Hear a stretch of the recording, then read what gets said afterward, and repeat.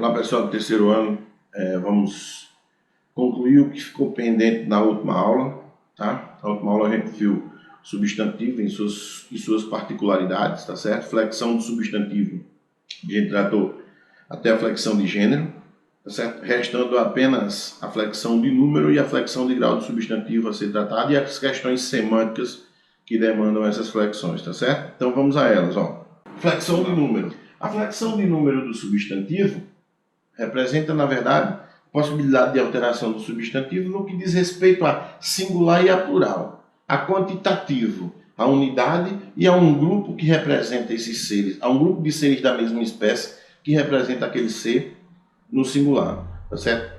A flexão de plural de um substantivo, dos nomes de maneira geral, tem como base a desinência nominal do número, que é na verdade o acréscimo de S, como base, tá? Vamos às regrinhas básicas que determinam, na verdade, essas flexões, tá certo?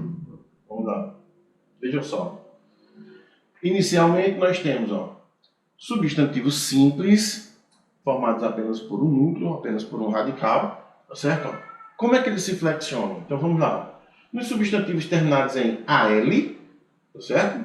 EL, OL ou UL, troca-se o L por IS, tá bom? Então, ó, vê que já é uma condição diferente da básica, de aluno, de aluna, de garoto, de garota, por exemplo, que a gente precisa apenas acrescer a desinência S no final dessas palavras para formar o seu plural. Aqui são substantivos que não são terminados na desinência de gênero, A ou O, por exemplo, ó, tá certo? São terminados em AL, tá certo? Terminado numa consoante principalmente.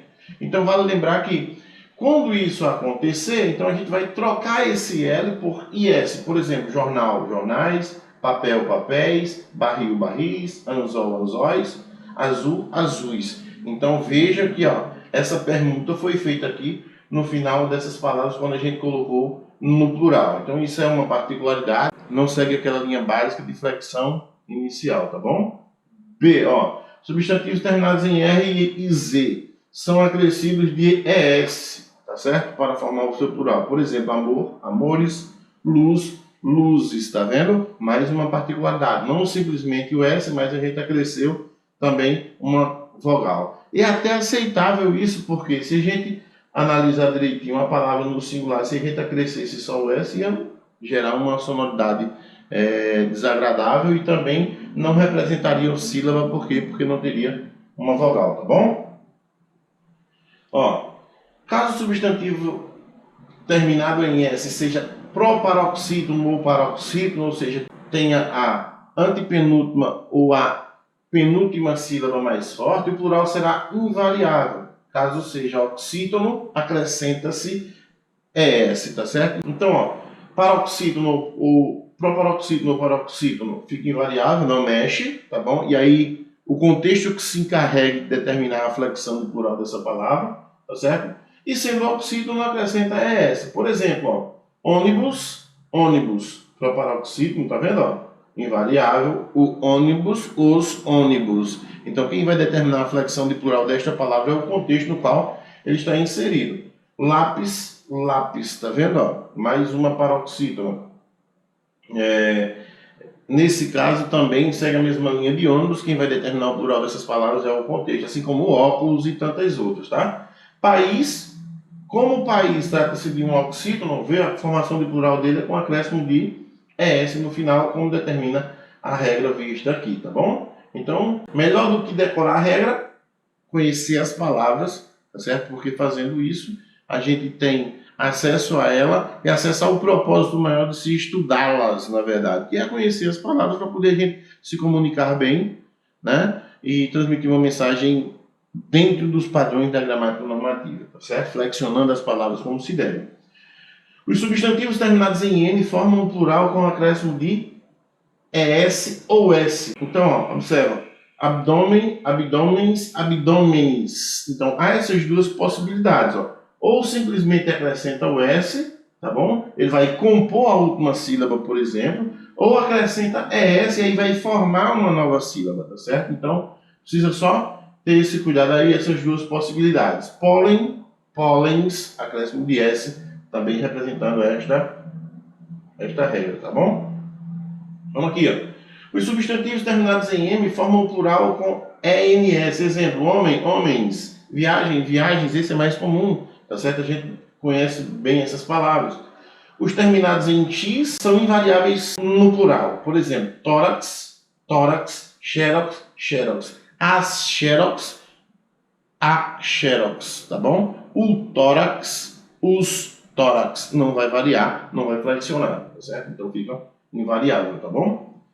Os que são terminados em ão, estes têm algumas particularidades que devem ser levadas em consideração. Tem 3 variações para o plural: ons, ãs e ãos. Todas as palavras apresentam as 3 variações? Não necessariamente. Aí eu digo a vocês que não há uma regra específica para elas. É bom que vocês conheçam estas palavras. As que podem variar 3 vezes, as que podem variar 2, as que podem variar 1. Tá certo? Então, fica ligado aí, ó. Eleições, representado pela terminação ons. Pães, representado pela terminação ans, tá certo? E cidadãos, representado pela terminação ãos. Muito cuidado que cidadãos não flexionem cidadões, tá? Não apresenta essa terminação ons, que muita gente usa no cotidiano, quando na verdade a flexão de plural desta palavra é na verdade cidadãos, tá? A formação plural de substantivos compostos.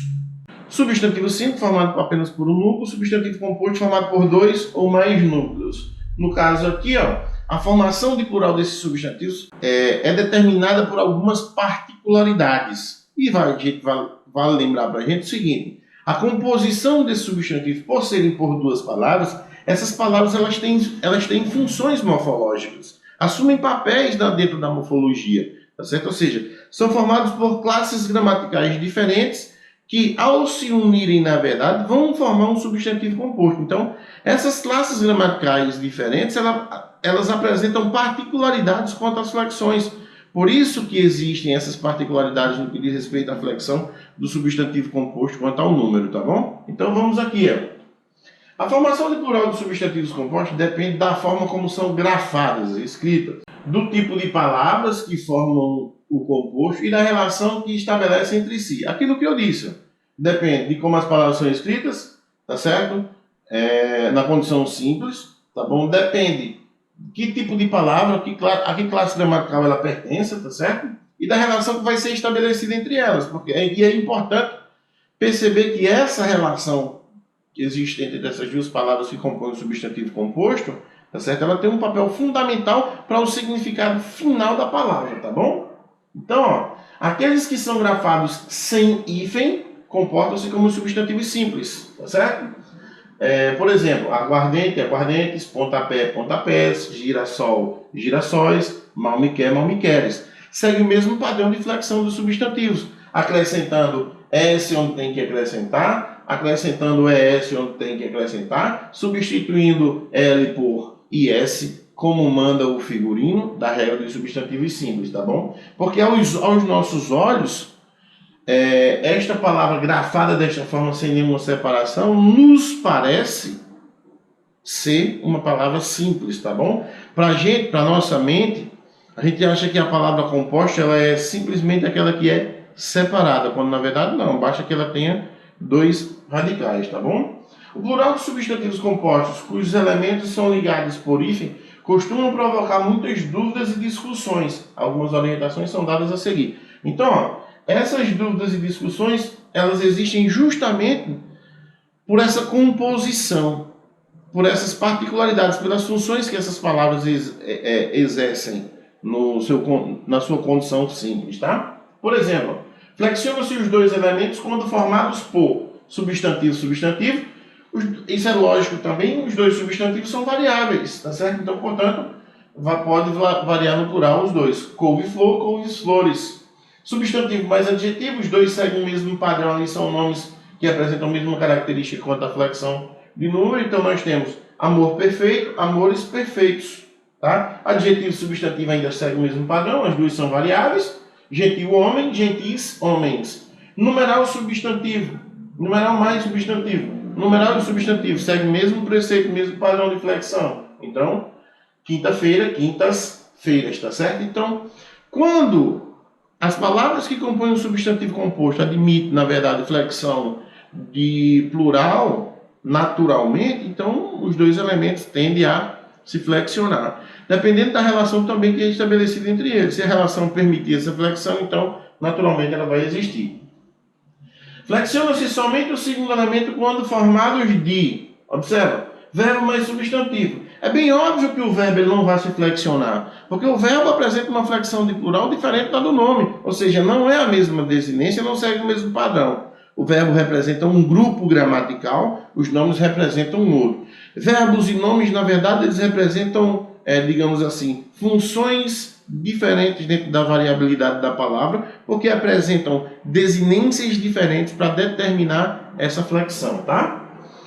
Palavra invariável mais variável, óbvio, se é invariável não vai variar, tá bom? Então, ó, alto-falante, alto-falantes, guarda-roupas, no caso de verbo, exemplo anterior, guarda-roupas.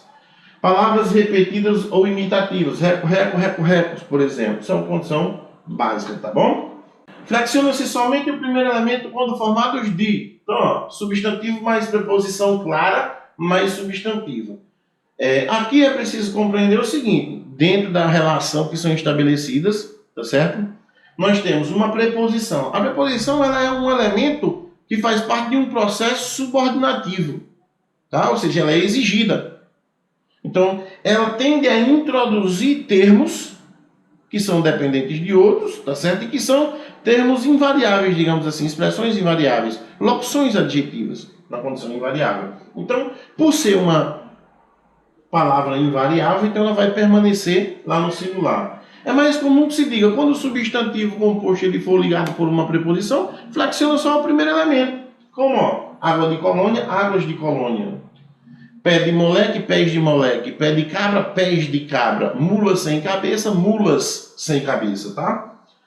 Substantivo com preposição oculta mais substantivo. É a mesma estrutura, só não aparece a preposição. Então, ó, cavalo, vapor, cavalos, vapor. Cavalo a vapor, a preposição. Portanto, nesta construção também serve o mesmo preceito, flexiona apenas o primeiro elemento, tá bom? Substantivo mais substantivo que funciona como determinante do primeiro, ou seja, especifica a função ou o tipo do termo anterior. Nesse caso aqui, é preciso que a gente tenha um certo cuidado para a gente entender que a relação entre essas duas palavras ela é uma relação que determina, na verdade, o nome de um ser com um elemento especificativo. O nome de um ser e possivelmente sua função. Por exemplo, palavra-chave. Palavras-chave. Qual é a função dessas palavras, na verdade? Serem palavras-chave, tá? Bomba-relógio. Qual é a função dessa bomba? Ser relógio. Então, são 10 bombas que têm a mesma função. Então, a mesma função é uma função única, portanto, singular. Notícia-bomba. Função dessa notícia, ser bombástica. Tá certo? Mais uma vez, são várias notícias, mas que têm um único propósito, uma única função, por isso, invariável. Homem-rã. Homens, rã. Tá certo? Todos estes homens, esses 15 homens que aparecem aqui, têm uma mesma proposta, uma mesma funcionalidade, serem rãs. Peixe-espada, peixes-espada. Então, mais uma vez, a especificação de peixe, por exemplo, não vai flexionar no plural. Então, observa que nesta condição aqui, tá bom? É preciso que a gente entenda bem a relação entre as duas palavras, tá certo? Partindo para mais particularidades, ó, permanecem invariáveis quando eles forem formados por verbo mais advérbio. Verbo a gente já sabe por que razão ele não é flexionado. E advérbio a gente sabe que o advérbio é invariável, então vai ficar no singular. O bota fora, os bota fora. Então só o contexto flexiona. Verbo mais substantivo no plural, óbvio. Substantivo já está no plural. O verbo não flexiona, então, ó, o saca-rolha, os saca-rolhas, tá? E os casos especiais são esses que não obedecem nenhuma dessas regras anteriores, tá bom? Mas que apresentam suas particularidades quanto às flexões. O louva-a-Deus, os louva-a-Deus, tá? O bem-te-vi, os bem-te-vis. O bem-me-quer, os bem-me-queres, tá? O João ninguém, os Joões ninguém, tá bom? Então são particularidades, são exceções que não se ligam às regras mencionadas anteriormente, tá bom? Flexão de grau. O grau do substantivo, que aparece também no adjetivo, mas não com a mesma característica, está voltado essencialmente para o tamanho, aumento ou diminuição do ser, a partir de um grau normal, a partir de uma proposta, de um paradigma, de algo já determinado, pronto, tá certo? De um modelo, ok? Então vamos aqui, ó. Grau é a propriedade que as palavras têm de exprimir as variações de tamanho, como eu falei para vocês, ó, dos seres. Classificam-se em grau normal, indicam um ser de tamanho considerado normal, por exemplo, casa, menino, cadeira, mesa e por aí vai. Digamos assim, a essência básica das palavras no que diz respeito à flexão, condição básica, tá bom? Grau aumentativo indica o aumento do tamanho do ser e classifica-se em aumentativo analítico e aumentativo sintético. Há duas formas de se determinar o aumentativo desses seres, tá bom? O analítico, o substantivo é acompanhado de um adjetivo que indica grandeza, tá bom? Por exemplo, casa, grande, menino, grande, mesa, grande, cadeira, grande, ok? Já o sintético é acrescido ao substantivo um sufixo que indique a mesma ideia, que traduz a ideia de aumento, de grandeza. Esse sufixo tem o mesmo valor que grande para a palavra em si. Por exemplo, casarão. Casarão é a mesma coisa que casa grande, tá certo? Então, grande e a terminação ão aqui, por exemplo, que é um sufixo que dá a ideia de aumentativo, tem o mesmo valor e traz para esse substantivo a flexão de grau aumentativo, tá certo? O mesmo acontece com o diminutivo. O diminutivo é a oposição do aumentativo. Indica a diminuição do tamanho do ser. Pode também ser classificado, ó, como diminutivo analítico, diminutivo sintético, pelas mesmas razões. É analítico porque é acompanhado da palavra que gera, de um adjetivo que gera a ideia de pequenez, tá? Por exemplo, casa pequena, cadeira pequena, mesa pequena, tá? E o sintético é acrescido ao substantivo um sufixo que indique a mesma ideia que o aumentativo, só que lá para aumentar, aqui para diminuir, tá bom? Então, por exemplo, o casa e o casarão de antes, aqui no diminutivo sintético, reduz-se a casinha, também casebre pode ser utilizado nesta condição. Bom, então percebam vocês que para um substantivo admitir a flexão de grau, tá certo? Ele depende essencialmente destes dois tipos de construções, tanto para o aumentativo quanto para o diminutivo. Serem acompanhados por um adjetivo que revela a ideia de aumento ou de diminuição, ou ainda um sufixo adicionado ao radical deles que traduz essa mesma ideia. Alguns exemplos de diminutivos aqui, ó, dos substantivos: corpo, corpúsculo, canção, cançoneta, febre, febrícula, moça, moçoila, homem, homúnculo, homenzinho, hominho, rapaz, rapazote, rapazelho e por aí vai. Então, existem algumas particularidades na formação de diminutivo de alguns substantivos que merecem, na verdade, que vocês deem uma pesquisada, deem uma lida, para que vocês tenham acesso a essa informação e não seja algo surpreendente ou algo que você não tinha compreensão disso, tá bom? Bom, pessoal, e para finalizar, a gente vai tratar aqui da abordagem semântica gerada por essas flexões de substantivo, principalmente a flexão de grau do substantivo, tá bom? Então, observa bem, ó. Em relação ao sentido, existem substantivos que ganham outro significado quando o número e o grau são alterados, tá certo? Por exemplo, quanto ao número, água e águas, preste atenção, água, líquido essencial à vida, tá certo? Águas diz respeito a mares, rios, lençóis freáticos e por aí vai. Observem vocês que a flexão de número aqui, ou seja, a variação de número aqui gerou significados diferentes, tá certo? Ó, A, mistura gasosa que forma a atmosfera, ares, fisionomia, aspecto de algo, tá certo? Então, quando a gente diz que a pessoa está com ares de doente, tá certo? Ou que as pessoas apresentam tais características, tá certo? Quanto ao grau, a gente tem que prestar atenção bem nisso aqui, ó. Ele é meu paizão, ele é meu amorzinho, nossa, mas que gentinha, como você me traz a este lugarzinho. Mas que papelão, hein, José? Então observem vocês que estas palavras paizão, amorzinho, gentinha, lugarzinho e papelão, por exemplo, apresentam flexão, ou melhor, características de flexão de grau do substantivo, mas que esses elementos, na verdade, semanticamente, eles não indicam o tamanho, aumento ou diminuição do ser, mas alguma outra significação, como ó, paizão, ideia de afetividade, amorzinho, ideia de afetividade, gentinha, desprezo, desvalorização, lugarzinho, também desvalorização, desmerecimento, tá certo? Papelão também traduz essa mesma ideia. Então observem que não são quaisquer